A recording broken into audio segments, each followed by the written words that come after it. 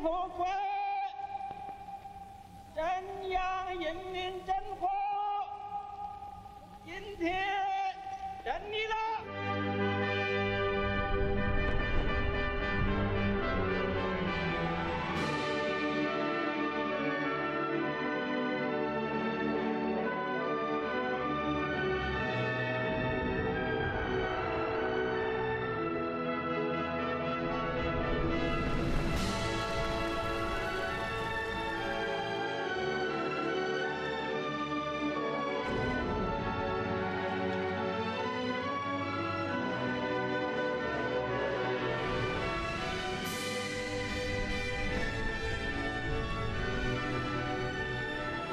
为建设富强、民主、文明、和谐、美丽的社会主义现代化强国努力奋斗。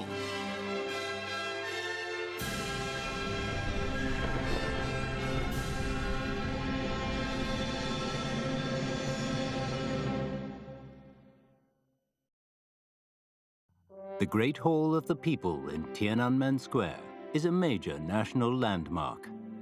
It was completed in 1959 on the eve of the 10th anniversary of the founding of the People's Republic of China. After 60 years, it still looks both imposing and elegant. Standing in harmony with the surrounding buildings and scenery, it enhances the splendid aspect of Tiananmen Square.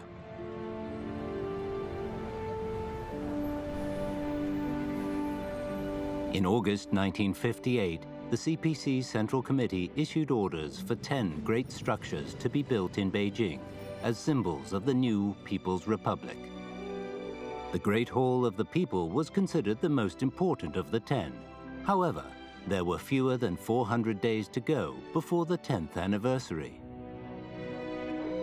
The challenge of completing the 10 structures in such a short time was enormous.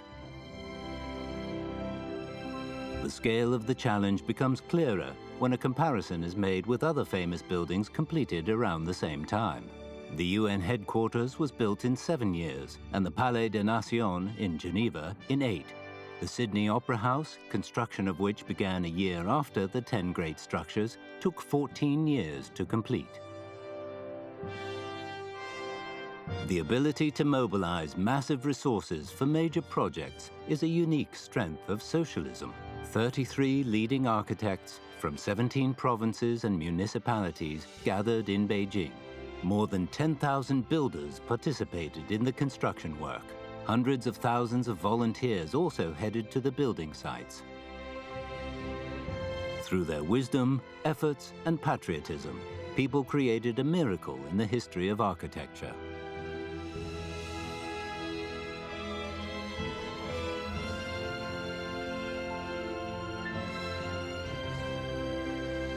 Their smiling faces reveal their devotion and great enthusiasm. The sight evokes a sense of the burning passion that motivated them.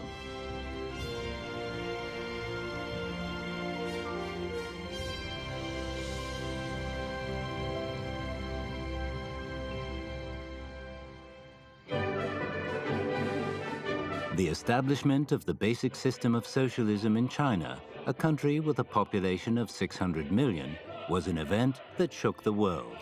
The whole nation was united as one in a demonstration of passion and vigor, devoted to constructing their socialist country.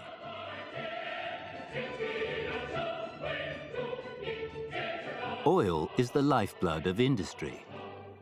The rapid development of industry was creating an urgent demand for more oil. The Western countries were continuing to impose their economic blockade. They claimed that China had little by way of oil reserves and that the oil shortage would strangle China's industrial development. But the Chinese people refused to be cowed. Geologists and young prospectors crossed vast wastelands and trudged over mountains and rivers in search of oil.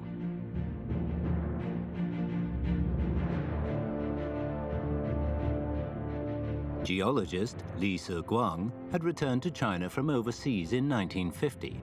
he was appointed Minister of Geology. He and Pang Zhongxiang developed a theory for land-based oil exploration. It proposed focusing on the Chaidam Basin, Sichuan Basin, North China Plain, and Northeast China Plain as potential target areas. At the end of September 1959, the first promising oil well was drilled by a prospecting team in Zhaozhou, Heilongjiang Province, on the Northeast China Plain. It was the eve of the 10th anniversary of the founding of the People's Republic. The oil field was named Daqing, meaning grand celebration.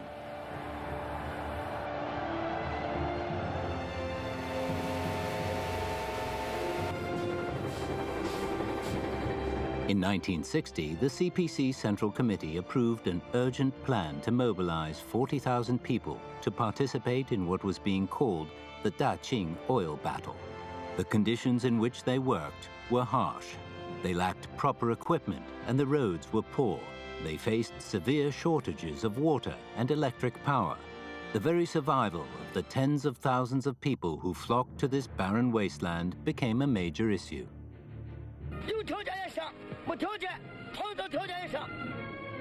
Wang Jinxi had earned the nickname Iron Man. He was the leader of the number 1205 drilling team. Thanks to his indomitable spirit and hard work, his name became synonymous with the Daqing oil battle.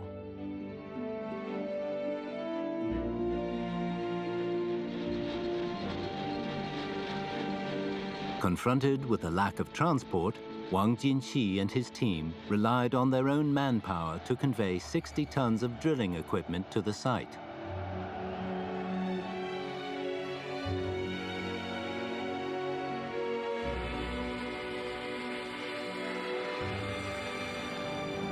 However, a buildup of pressure underground meant that when the second oil well was 700 meters deep, there was a blowout. Realizing the danger, Wang Jinxi leapt into the alkaline cement slurry and mixed it using his body.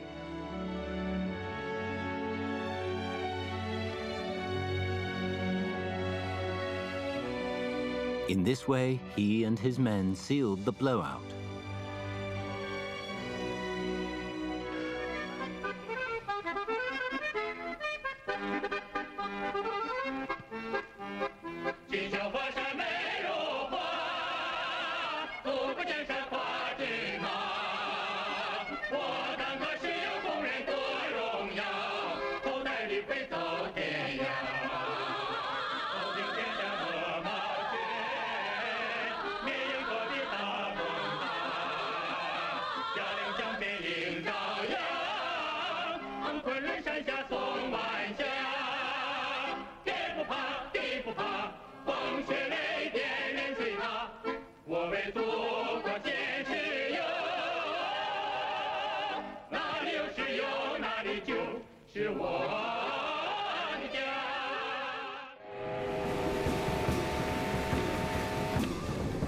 In 1963, after 3 years of hard effort, crude oil production at the Daqing oil field reached almost 4.4 million tons, accounting for over 2/3 of the national output.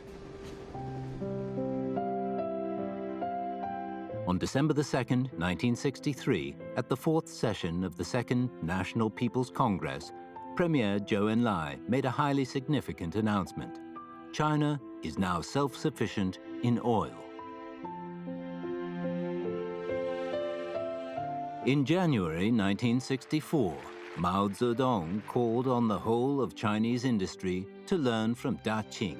Daqing became a model of industry in the People's Republic.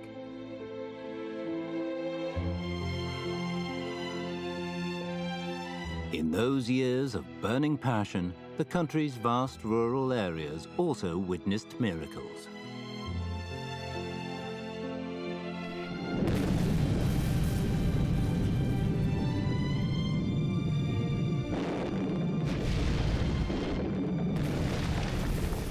Amid the rumble of drilling and blasting, people's thoughts turned to Linxian County in Henan Province, lying to the south of the Taihang Mountains. There, people tied to ropes would swing from cliff to cliff like monkeys, but they weren't performing stunts. Instead, they were building a canal among the cliffs, hundreds of meters above the ground. It would divert water from the Zhanghe River to Linqian County. The Zhanghe-Linqian Water Diversion Project is better known as the Red Flag Canal.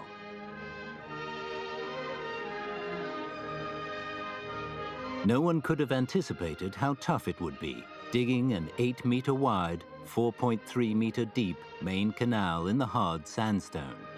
With a rope tied around the waist, people would leap down the mountainside. Clinging to the cliffs like limpets, they'd drill blast holes. They appeared remarkably relaxed, considering the slightest mistake could have cost them their lives at any moment. Ren Yangcheng was head of the safety team. He was seriously injured 4 times and had several narrow escapes from death. 早起就把被子包住了，到工地去盘旋以后，中午回来不回来的，那就很难说了。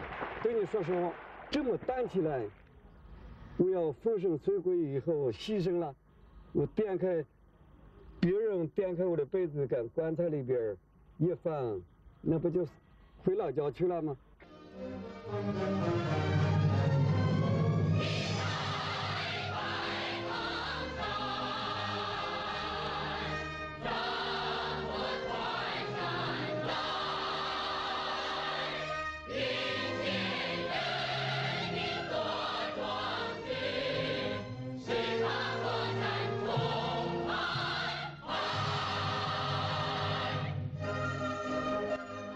They were cutting through the Taihang Mountains to reach the Zhanghe River.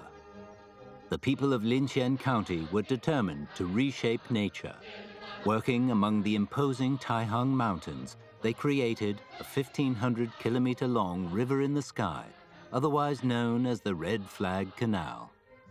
Finally, the Linqian people achieved their dream. They had ended their long history of drought.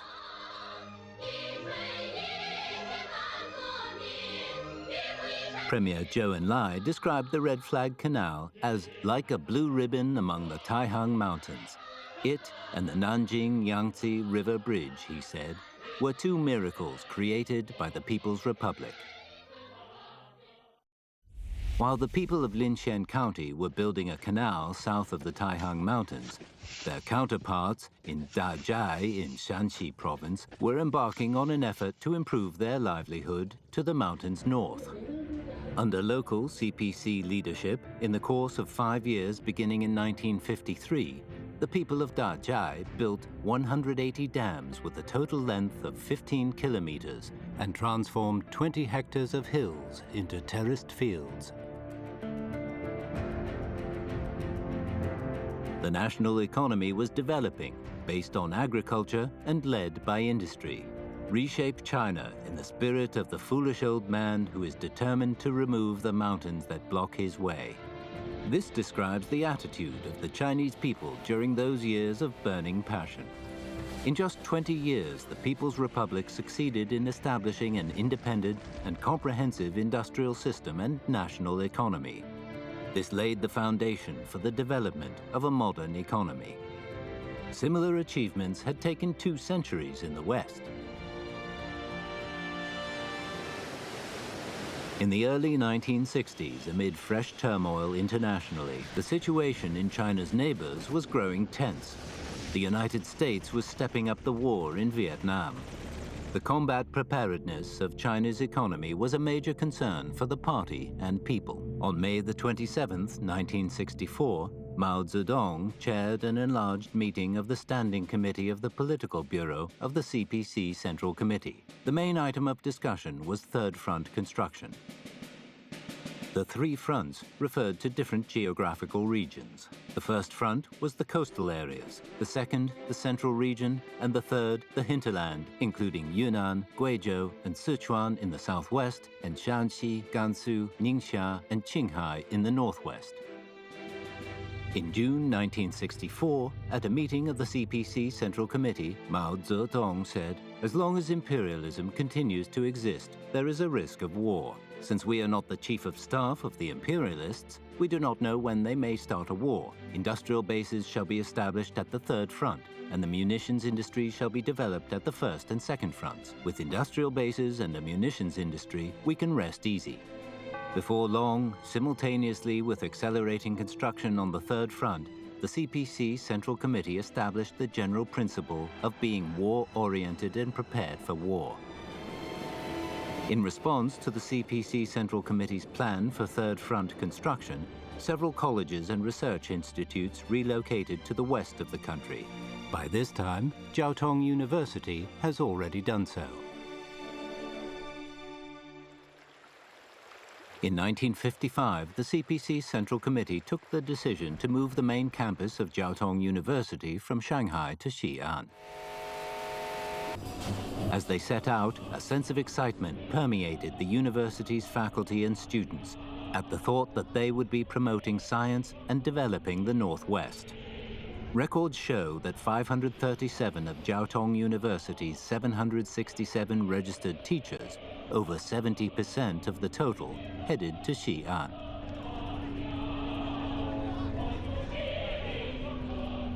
They considered it their responsibility to answer the call of the country and dedicate themselves to the development of the Northwest. By relocating, they were making personal sacrifices for the good of the nation and continuing the fine tradition of hard work. In 2017, several of the relocated professors wrote a letter to Xi Jinping. In it, they described their work over the previous decades. To their surprise, in December 2017, they received a reply. In his letter, President Xi expressed the hope that the faculty and students of Xi'an Jiaotong University would carry forward the spirit demonstrated in its relocation and devote their wisdom and efforts to developing not only the West, but the entire nation. This personal expression of support from Xi Jinping warmed the hearts of the professors. 总书记有提到，爱国奉献、无怨无悔，都是习切精神的体现。我们要在新时代找出我们的奋斗目标，再立新功。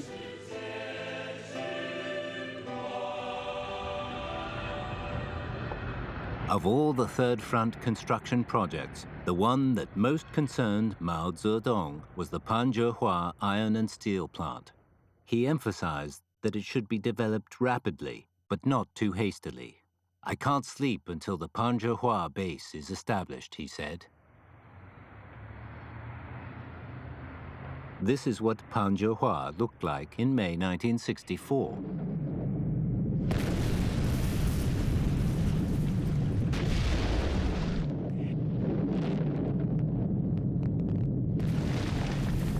The sound of drilling and blasting echoed across barren hills that had been silent for millennia.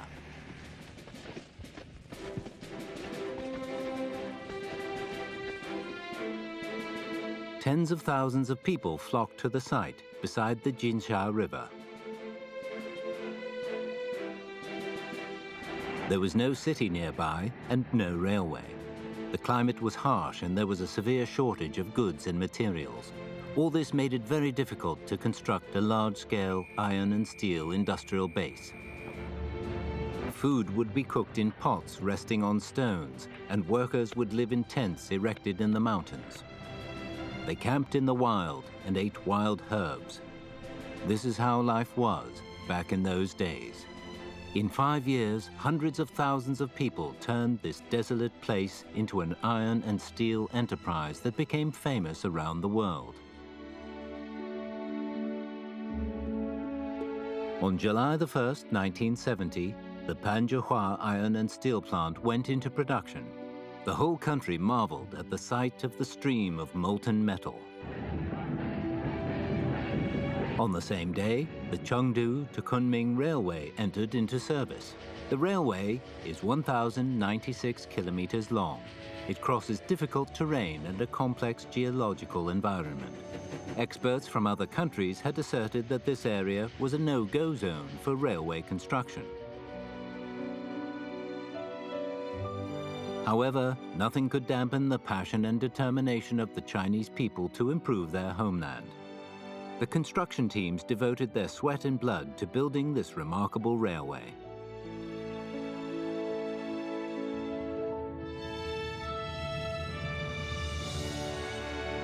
In the course of constructing the 1,000-kilometer-long railway, more than 2,100 people perished. On average, one life was sacrificed for every 500 meters.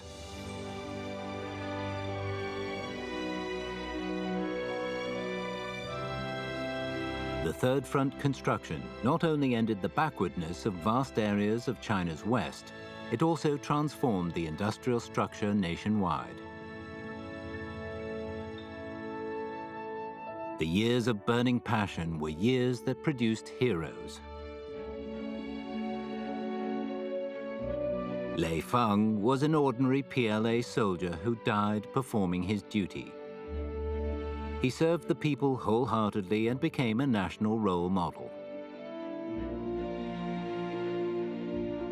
Zhao Yulu, despite the debilitating effects of liver cancer, took the lead in the struggle against economic backwardness in areas with poor natural conditions. He was acclaimed by the people of Lankao County as a fine party cadre. The dedication of the people and the deeds of the heroes have been handed down to successive generations.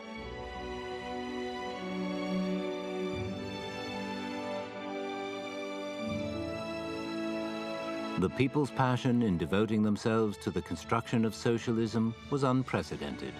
It fostered the Daqing spirit, the spirit of 2 bombs, 1 satellite, and the spirit of relocation to the West. All of these served to enrich the history of China's revolutionary spirit.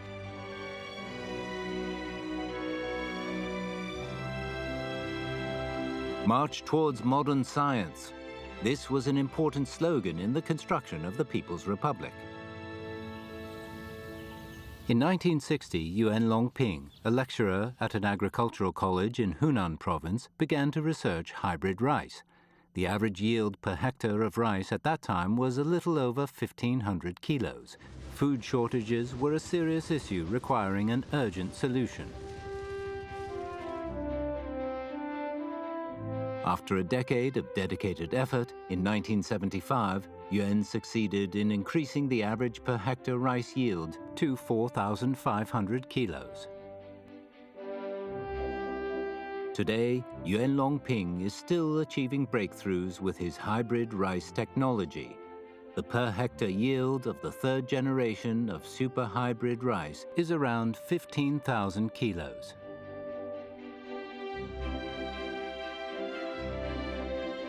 On September the 17th, 1965, China created the first synthetic protein in the world, crystalline bovine insulin.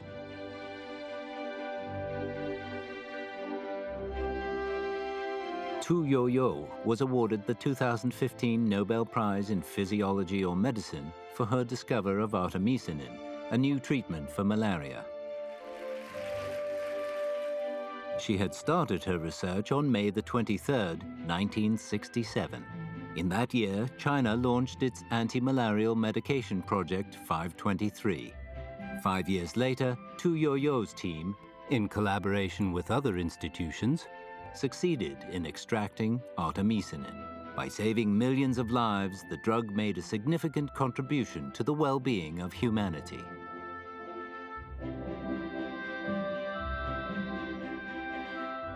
Physical and mental health is not only the basis for an individual's all-round development, it's also a mission for the government. China used to be one of the countries most severely affected by bilharzia. 10 million people in the Yangtze Basin were infected, spread across 11 provinces and autonomous regions and a municipality south of the Yangtze River. And over 100 million people were at risk of contracting it. On February the 17th, 1956, at a Supreme State Conference, Mao Zedong demanded that bilharzia be eradicated. People's Daily carried a report on June the 30th, 1957, concerning the eradication of bilharzia in Yujiang County, Jiangxi Province. Mao read the report. He was so inspired that he couldn't get to sleep that night. To celebrate, he wrote 2 poems entitled Farewell to the God of Plague. The spring wind blows amid profuse of willow wands. 600 million in this land, all equal Yao and Shun. Crimson rain swirls in waves under our will. Green mountains turn to bridges at our wish. Gleaming mattocks fall on the 5 ridges heaven high. Mighty arms move to rock the earth round the 3 rivers. May we ask, Mr. Plague, where are you bound? Paper barges aflame and candlelight illuminate the sky. In 1965, Mao Zedong called for medical and healthcare services to focus on the country's rural areas. Barefoot doctors came into existence. Based on its new economic and social system, the People's Republic established a unique medical and healthcare system. Despite its relatively low level of economic development, its limited resources, and the demands imposed by industrialization, the country achieved universal coverage of basic medical and healthcare services. The People's Republic, along with its success in construction and development, was also making advances in its foreign relations. In the 1950s, China raised its international profile by proposing the 5 principles of peaceful coexistence and attending the Geneva and Bandung conferences. In the 1960s, China improved the international environment by fighting against hegemonism and actively developing relations with a number of countries in Asia, Africa, and Latin America.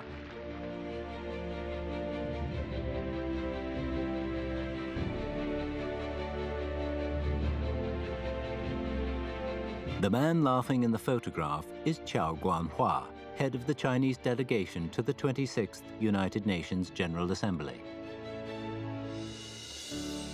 His hearty laughter evokes a sense of confidence and pride.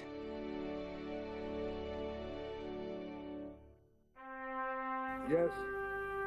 Through a persistent effort and with the support of the many Third World and other countries that upheld justice, in October 1971, the 26th UN General Assembly restored the lawful seat and rights of the People's Republic of China. The draft resolution adopted.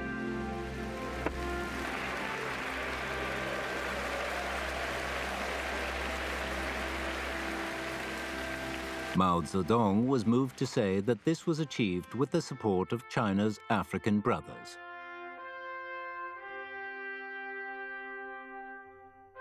In the early 1970s, Mao Zedong proposed the theory of the division of 3 worlds. This would play an important role in resisting hegemony and maintaining world peace.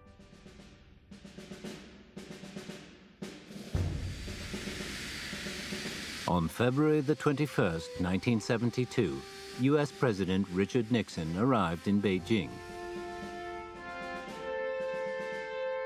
The handshake by leaders of China and the U.S. extended across the world's widest ocean.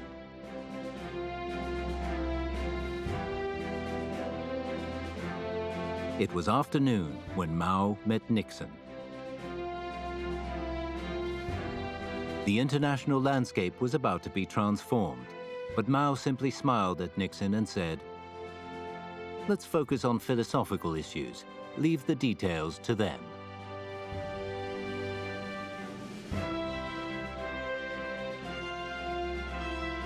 Six days later, China and the US signed the joint communiqué, beginning the normalization of bilateral relations. By the early 1970s, China's diplomatic relations were blossoming. More than 40 countries, including Italy and the Federal Republic of Germany, restored or established diplomatic relations with China. The blockades imposed on China by the Western countries for over 20 years were broken. A brand new diplomatic environment was emerging.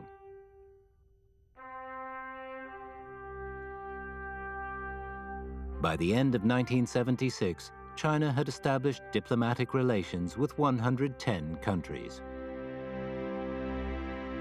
The country was playing a more active and important role in international affairs. It was becoming a major force for upholding justice and maintaining world peace. China could no longer be ignored.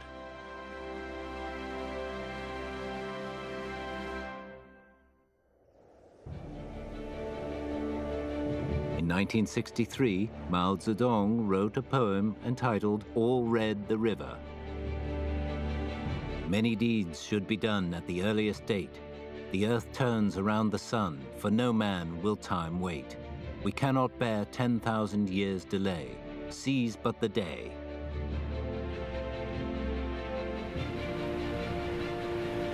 In a great era of burning passion, no one could bear 10,000 years' delay. The People's Republic could not afford to stand still as it confronted the challenges ahead.